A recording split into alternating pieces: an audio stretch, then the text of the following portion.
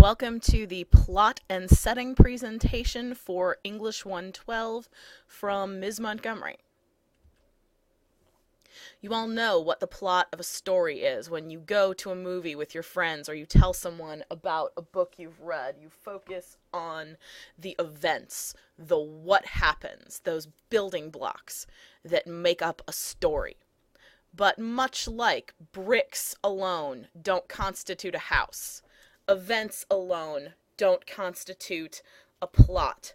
When you build a house, you need plans and you need mortar to hold the bricks together, and you need proportions and other kinds of relationships. Similarly, a plot has various kinds of elements and various kinds of intermediate structures holding it together. You see a lot of 50-cent words in this definition of plot. I take them apart a bit on the next slide. You think of cause and effect, motivation, why and how. This is the sort of question I had you answer about the story of an hour for your first discussion board. Why does something happen? What does it mean? Conflict is the friction or the problem. It isn't simply interpersonal conflict, but some sort of force that enters into characters' lives or their worlds and begins to change things. Requires some kind of response. When Gandalf comes to the Shire, Bilbo has to decide whether he's going to follow him on his quest. When a character in a mystery story finds a clue, he or she has to decide how to interpret it. And various characters' ideas may be in opposition. They may take actions that further complicate one another. Interactions of different plots are possible as well. Major features you will also find in most fictional plot are protagonists and antagonists, some kind of duality at the center of the story. You typically think of protagonist as the hero and antagonist as the villain, but there are many layers of complications here. You can have a main character who is not very sympathetic, and you can have an antagonist who in ordinary circumstances you might prefer to cheer for, but authors make choices about whose perspective we look at during a story. They make choices about whose perspective will be privileged. Take a moment to think about traditional protagonists, heroes, and heroines, and traditional antagonists and villains in stories you might have read or seen, and then take another moment to think about some less conventional heroes.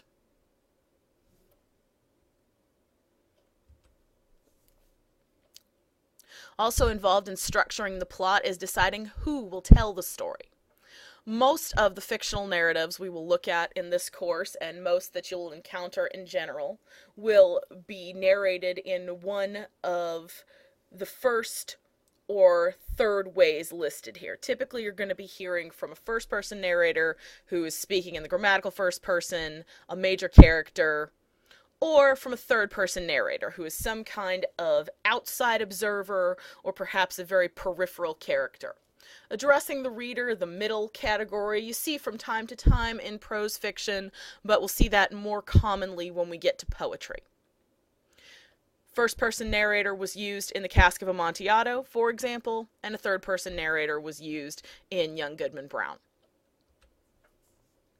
Yet another decision authors make is how much access that particular narrative voice will have to the interiority of all of their characters, the level of knowledge of those characters' actions. A limited narrator, and most first-person narrators are limited, doesn't know the other character's interiority, may not always know what the other characters are doing. And an omniscient narrator is all-knowing, is the god of the story, can access the interiority of all of the characters, can know what all of the characters are doing. A limited omniscient narrator is somewhat like the narration of the story of an hour, or if you grew up reading the Harry Potter series, you have a third-person narrator who has access to the interiority of one character.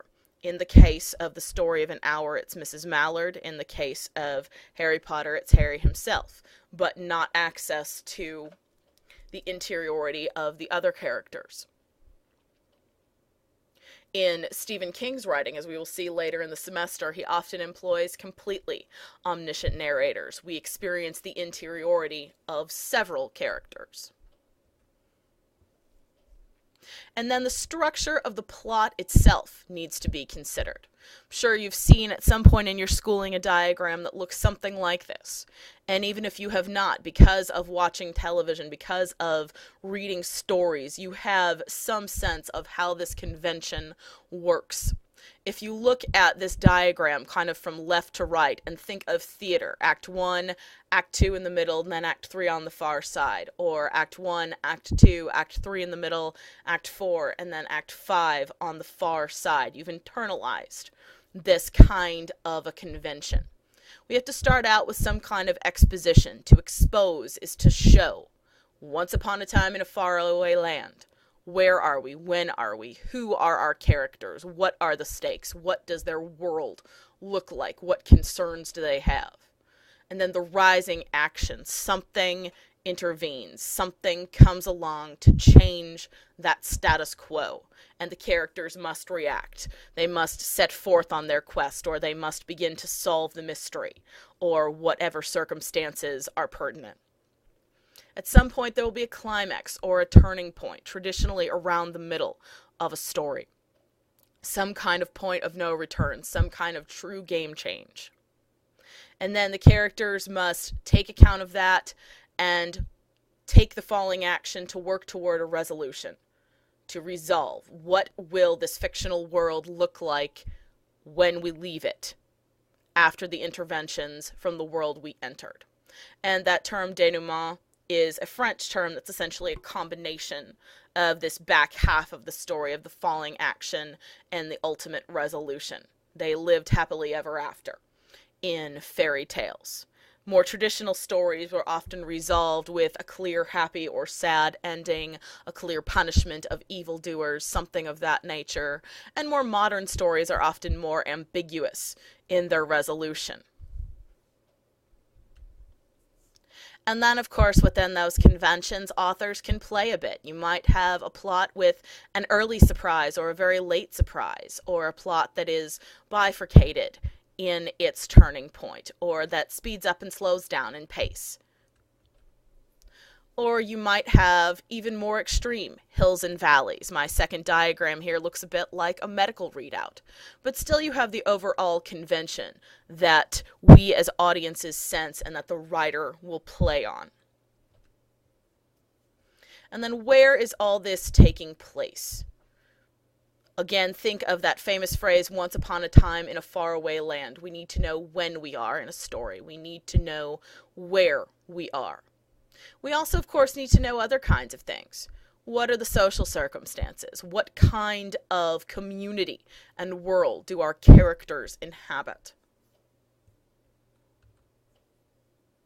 And also, what kinds of resources do they have? What kinds of work do they do? What kinds of challenges do they encounter? All of what we might call background or backdrop contributes to the sense of the setting. And in many cases, a famous example is James Joyce, who we will read later in the course. The setting almost becomes a character in and of itself. And works of literature and performances will communicate setting in different ways. Direct statement. I enjoy reading historical novels, and a lot of them will have chapter headings that say things like London 1533. Different kinds of cultural and historical allusions. What kind of music are the characters listening to? What kinds of objects do they own? Cultural artifacts. What kinds of vehicles do they drive? What kinds of technology do they use in their work? I'm sure you've all had the amusing experience of watching a 1990s movie on television and seeing what were then cutting-edge cell phones, for example. Characters' speech style, various kinds of narrative styles. I'm sure you noticed a difference in Kate Chopin's style and Nathaniel Hawthorne's style, for example, as they come from different eras. And particularly in filmed drama, you get a lot of visual and auditory cues from backgrounds and decor and music.